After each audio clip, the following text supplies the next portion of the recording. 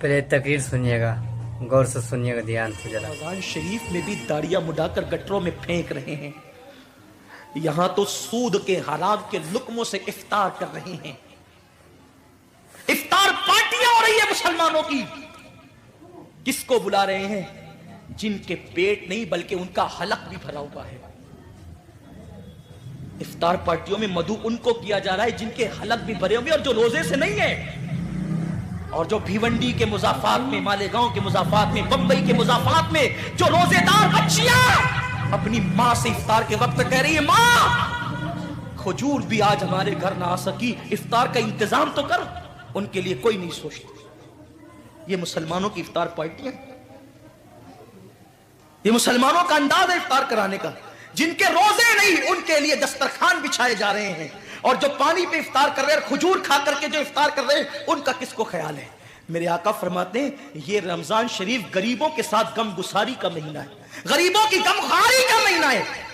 اما عائشہ صدیقہ سلام اللہ علیہ فرماتی ہیں حضور ایسی سخاوت کرتے تھے جیسے دریا ماہ رمضان شریف میں۔ حضور تو سخی بہت تھے، لیکن رمضان شریف میں سخاوت کا انداز ایسا ہو جاتا تھا جیسے دریا بہہ رہا ہے۔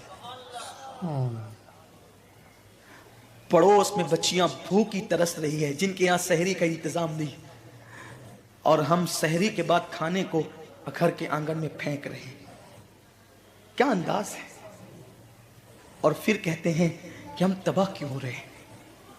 اب تو مسلمان کافروں کو افطار کراتے ہیں۔ یہ غیرت ایمانی ہے لوگوں کی، کافروں کے ساتھ افطار پارٹیاں ہو رہی۔ اللہ سے ڈرو مسلمانوں، اللہ سے ڈرو، رب کا کچھ خوف کرو۔ اگر تم نے حلق تک کھانے والوں کو کھلایا اور ان غریبوں کو سسکیاں لینے پہ چھوڑ دیا تو قیامت کے دن کہیں ایسا نہ ہو کہ تمہارے روزے تمہارے منہ پہ مار دیے جائیں۔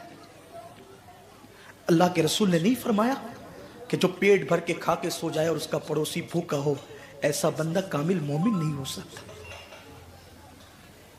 ہم نے حضور کی سنت کو ترک کر دیا، بلکہ میرے کریم آقا نے تو یہاں تک فرمایا اگر غریب بستی میں رہتے ہو اور سالن کی خوشبو سالن پکتے وقت 4 گھروں میں پہنچ جائے تو تھوڑا سا پانی زیادہ ڈال دیا کرو، کیونکہ جن کے گھروں میں خوشبو پہنچی ہے ان کے گھر تک سالن پہنچا دیا کرو۔ اگر ان کا دل اس خوشبو سے ٹوٹ گیا تو اللہ تبارک و تعالیٰ اس معاملے میں بھی تم سے پوچھ گچھ کر سکتا ہے۔ فکر کہاں ہے؟ ایک بزرگ سے پوچھا گیا اسلام کہاں ہے؟ فرمایا کتابوں میں۔ مسلمان کہاں ہے؟ تو کہا قبروں میں۔ اسلام کتابوں میں اور مسلمان قبروں میں۔ اب کیا بچا ہے؟